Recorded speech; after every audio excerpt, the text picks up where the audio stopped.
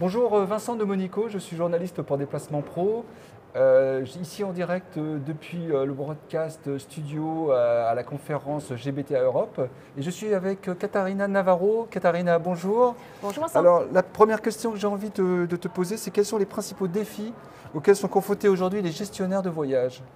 Moi, je pense que le monde du voyage a changé et c'est encore en train de changer. Donc, la première axe d'importance, c'est vraiment un accompagnement de nos voyageurs pour communiquer le changement de l'écosystème de voyage, communiquer de nouvelles restrictions qui existent, le changement du système des fournisseurs qui existent.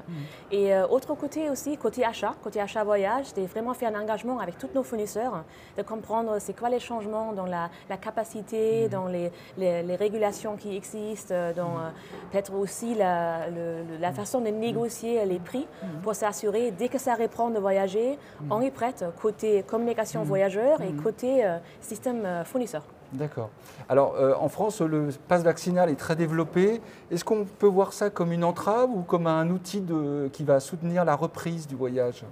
Moi, je vois ça plutôt comme utile. Je pense que c'est un outil surtout de confiance. C'est quelque chose qui est digital, qui est facile à digérer. Et je pense même en voyage international, là, j'ai pris mon vol de Paris à Berlin. Le pass vaccinal, ça m'a vraiment aidé de passer tout le process sécurité très vite et facilement. Et ça me rassure aussi, côté voyageur, d'être dans un vol où tout le monde a un pass vaccinal. C'est vrai.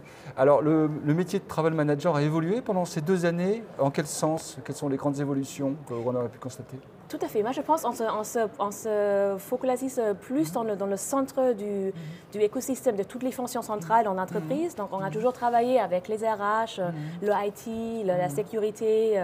Là, et en plus, on a la sustainability qui se rajoute. Et je pense là, il y a vraiment une valeur à jouer pour nous à combiner toutes ces fonctions centrales et à aider avec une communication et un retour de voyage qui est mieux, qui est plus vert et qui est géré d'une façon plus cohésive. Et je pense aussi il y a des nouvelles choses qui vont sortir, des concepts de travailler chez soi, de travailler de n'importe où on va, la convergence entre ça qui est le commute, d'aller au bureau, aller chez les clients, et le voyage d'affaires qui vont aller plus ensemble aujourd'hui et qui demandent vraiment une nouvelle vision sur les concepts de la mobilité en général, où je pense que les travel managers vont être à la front de trouver des nouvelles solutions pertinentes. Alors, vous êtes présidente de la GBTA France. Quelles sont vos priorités ?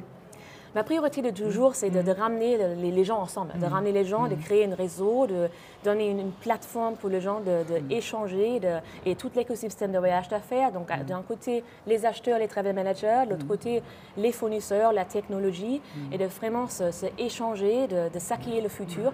Le futur, ça reste incertain pour nous tous. Et je pense qu'il y a vraiment une bonne intelligence collective à travailler ensemble. Donc, on a notre événement phare qui va arriver le 5 juillet, notre masterclass GBTA. C'est un événement d'1 journée complet où on va ramener toute l'industrie de voyage d'affaires avec des sessions de panel, avec des discussions ouvertes. Et je pense que ça va être quelque chose de très pertinent.